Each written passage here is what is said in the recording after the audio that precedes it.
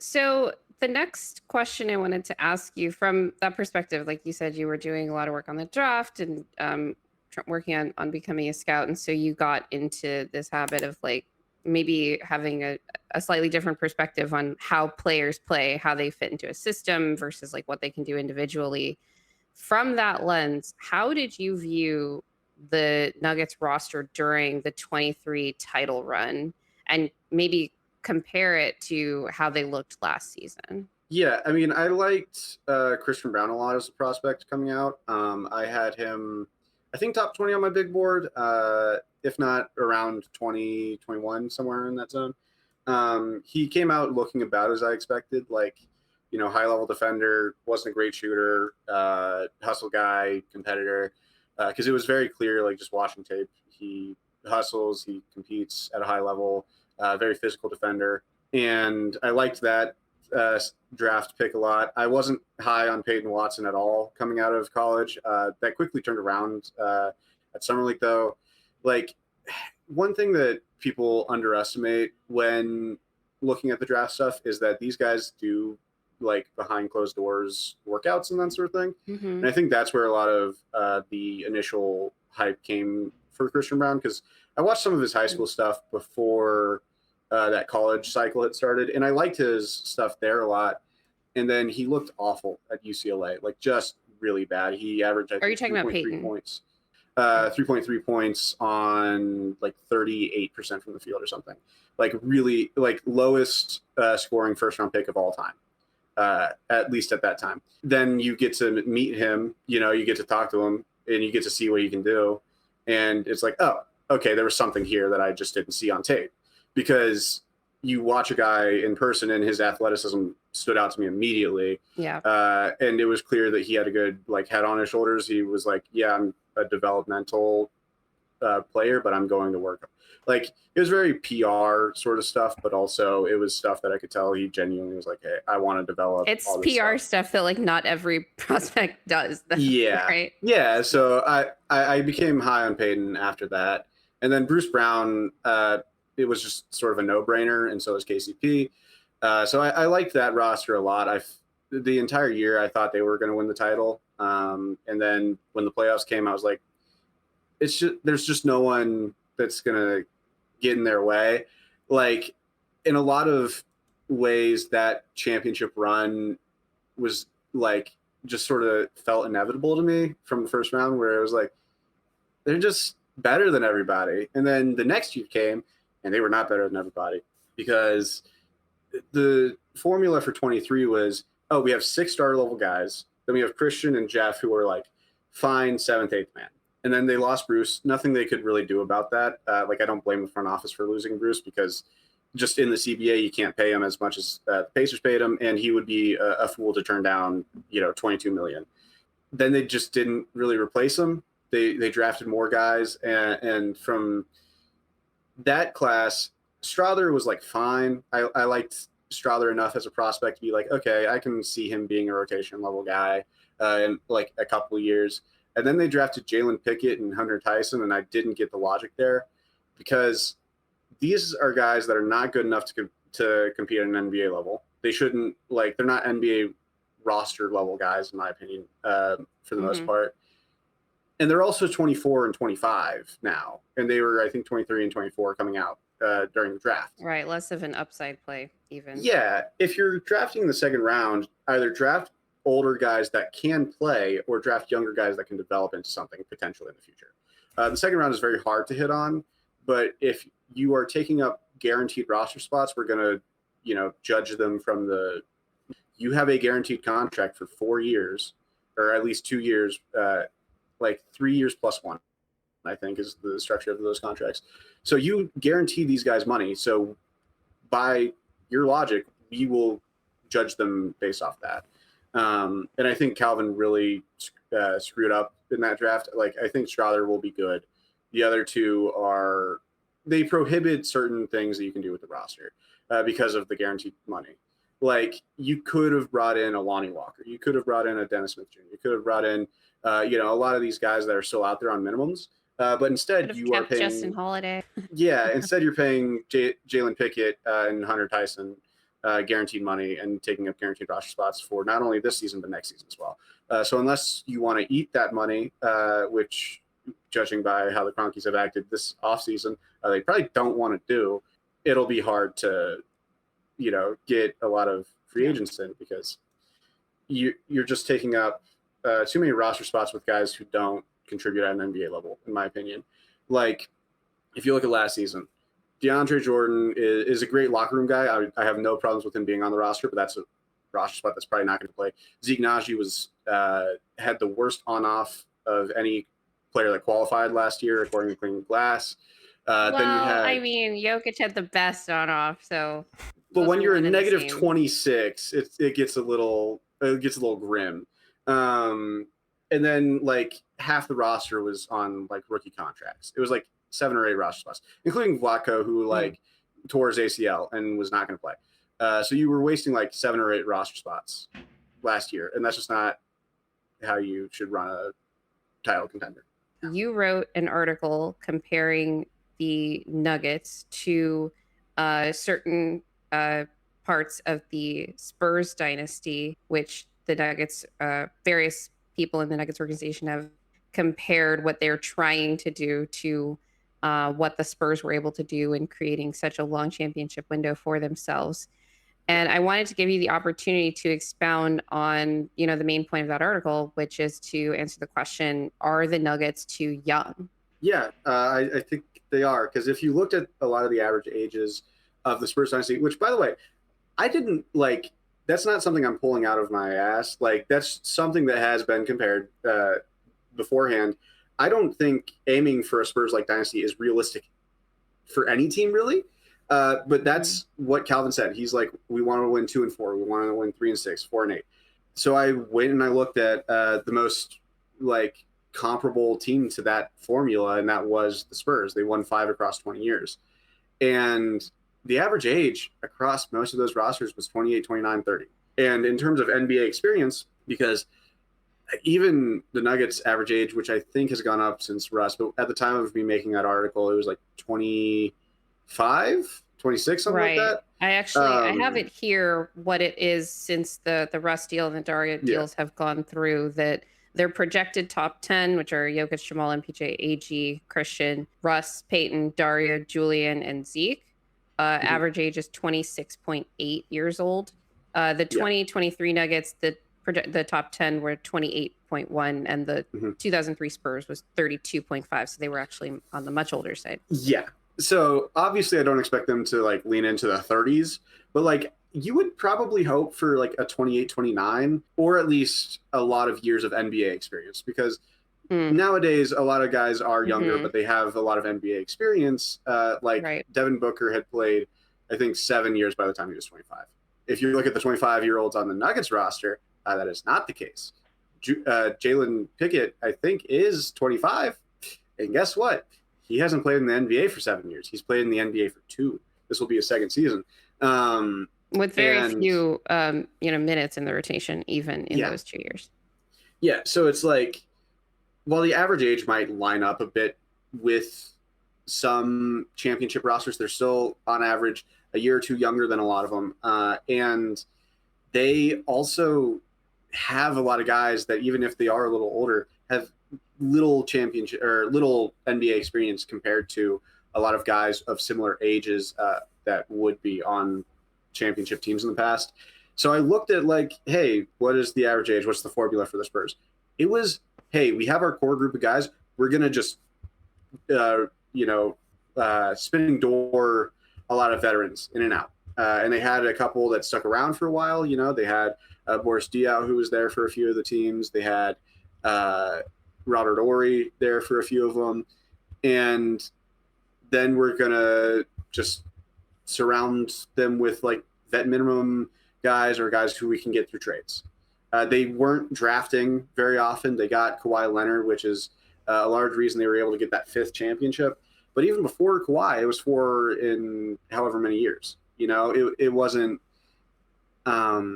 this drafting sensationally in the late 20s. It was, hey, we're going to go out and we're going to get a lot of veterans and we're going to get guys who we know we can win with. who have proven to be winners.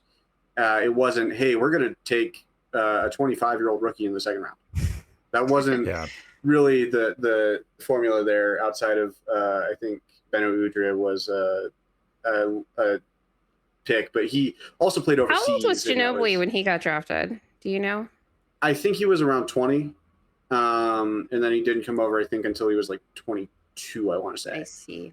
Second greatest second round draft pick. Yeah, I could be wrong. It's been a while since I wrote that article, but from what I remember, that's about what his age was.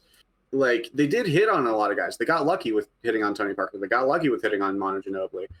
But also, the Nuggets have their core group of guys. You don't need to hit on a third big three. You need to surround them with good role players. And that's not exactly what they're doing right now. So, like, it's interesting that they're trying to. I don't think a lot of teams try to find their role players through the draft is the thing. No. Yeah. Right. They try to find their stars. That's this thing that we've been talking about for the last few years about like drafting for upside versus drafting for like fit role players, whatever. We hit on Christian Braun. That's kind of like where, at least within Nuggets fans, this conversation was kind of sparked. Will, what were you going to say about that? Nothing. Just like that's this new, like, I feel like the front office is trying to convince everyone that it's this new like wave strategy that's going to be like the new thing moving forward with contenders is. Well, that's the thing is I think more teams are doing that. We've seen that in the last couple of drafts as like, I think not just Calvin, but other GMs were trying to, make a bit of a transition in their thinking about this in anticipation of the new CBA, but it's hard to hit on those picks, right? Yeah. And another thing that is with like a lot of the two timeline teams, if you look at the Mavs, they drafted Derek Lively. Derek Lively was great for them. Look at where they drafted him. 11th overall, I think it was. Look at where the Nuggets have been drafting. Yeah, DaRon Holmes is like the highest overall pick that they've made of this window. I think he was like wasn't 23 Christian or Christian, 21? Christian was 21, but they haven't made a pick in the teens and the top 10. Yeah, and you could have traded up in this draft probably to get a guy, and they did. They got DaRon, which I think is a good process. But if you're gonna do this two timeline thing, get good young guys, please. Get guys who you know will at least have a higher upside of hitting than a Jalen Pickett, than a Hunter Tyson. Get guys, trade up, do something. If you're going to insist on doing this two timeline thing like they have, get guys who are high upside and can also compete right now. Like, if they could have traded up to get a Reed Shepherd, Reed would have helped this window a ton. Oh my gosh. Yeah, like I don't finally have a backup point guard. Yeah, I don't think they could have traded. I don't know what we could have traded to go all the way up to, what was he, third? I don't think that you have the assets to get him, but like Tim Connolly traded up to get Rob Dillingham, and that wasn't too expensive of a trade for them to make. Or like, I don't know how Isaiah Collier like felt it. Yeah, or trade up from Utah. Or also, you probably don't even have to trade up to get DaRon if you don't let it leak like 3 months beforehand. Hey, guys, neon sign. Hey, we want to draft DaRon. By the way, look at DaRon Holmes. We want to draft him. And you're constantly churning that for like 3 months before the draft. If you don't do that, maybe you don't have to trade up for him.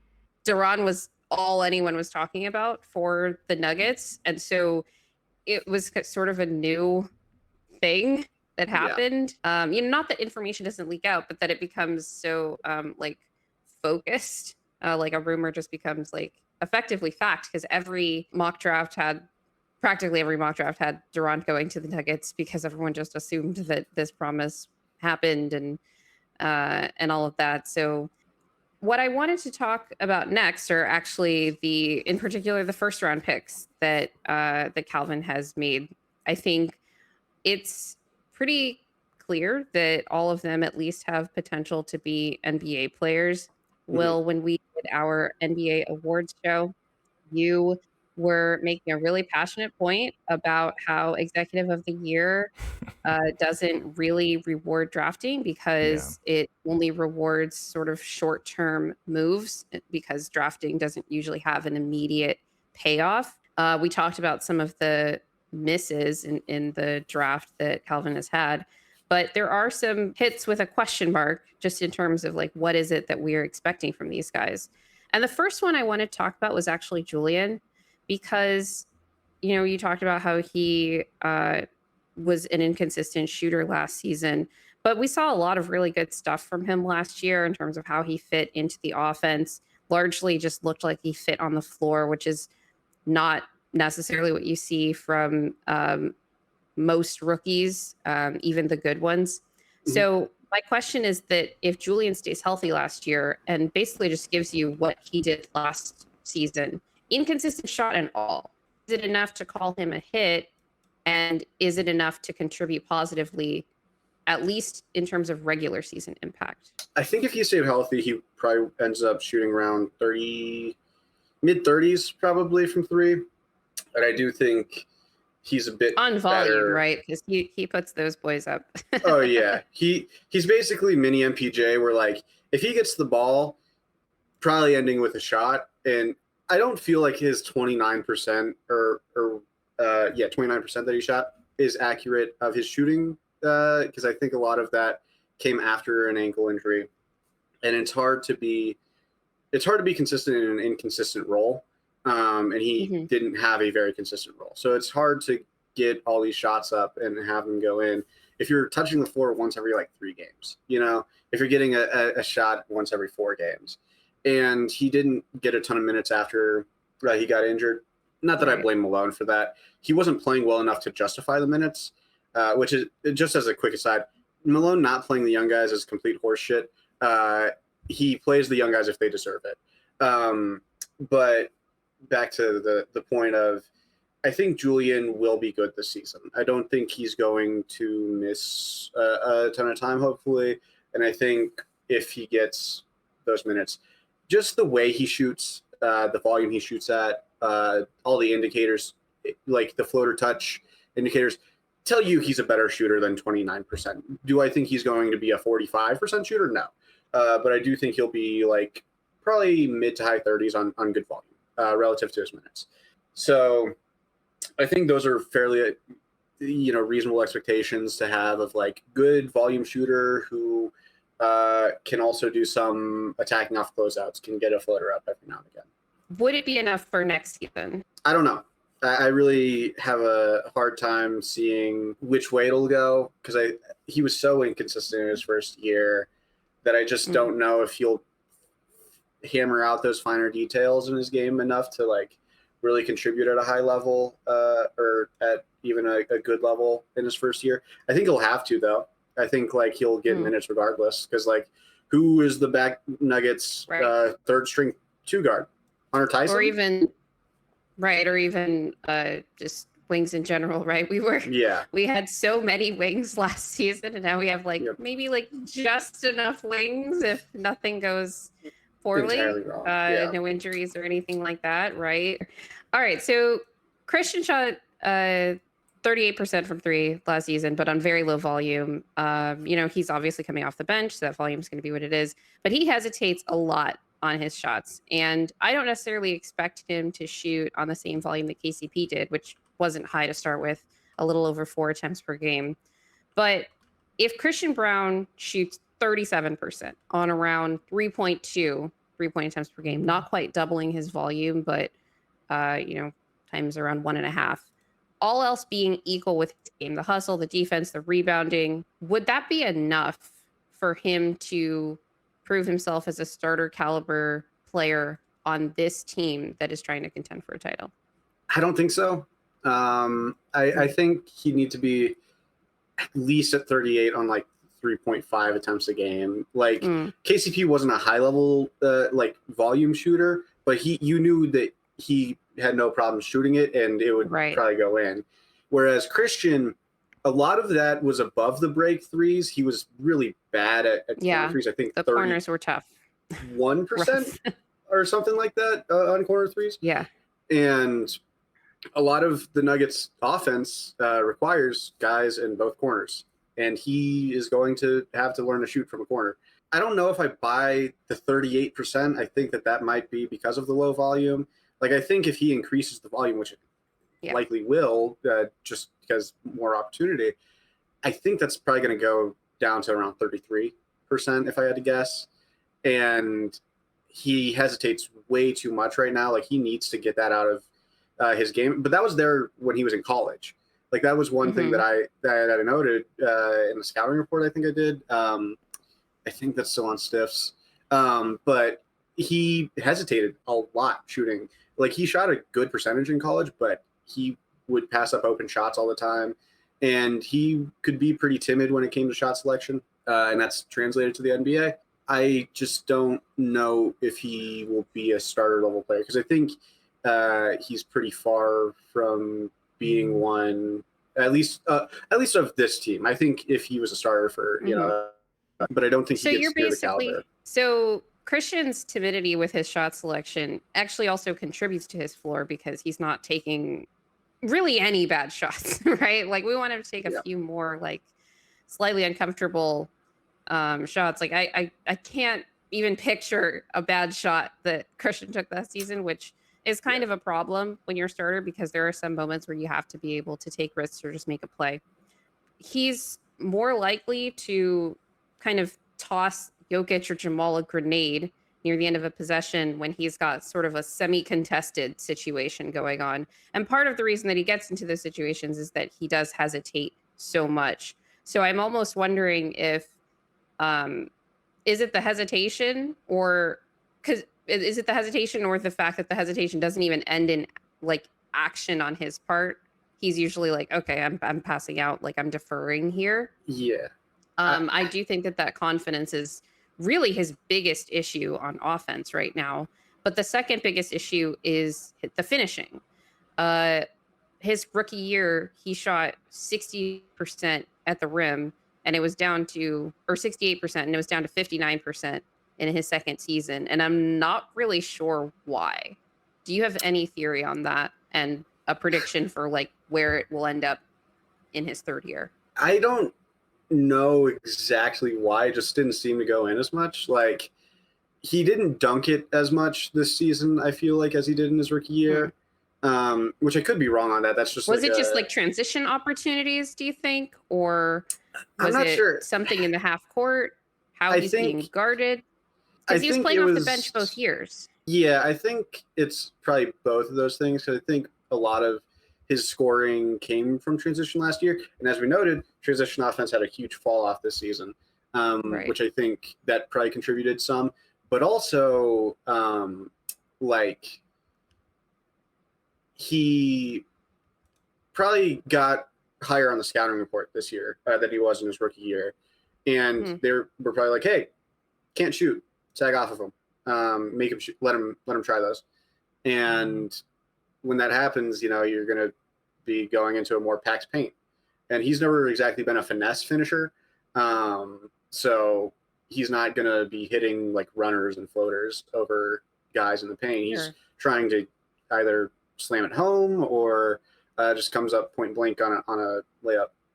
Yeah, my like speculation in terms of that question was that some of the messaging or the like coaching towards CB might have been towards evolving other areas of his game, like his shot specifically, the jump shot or the 3-point shot. Because I think he kind of got lost in the shuffle a little bit last season, which to that point, we can shift to Peyton Watson since theoretically if Christian's the starter and Peyton's coming off the bench, those two are being split up rotationally a little bit.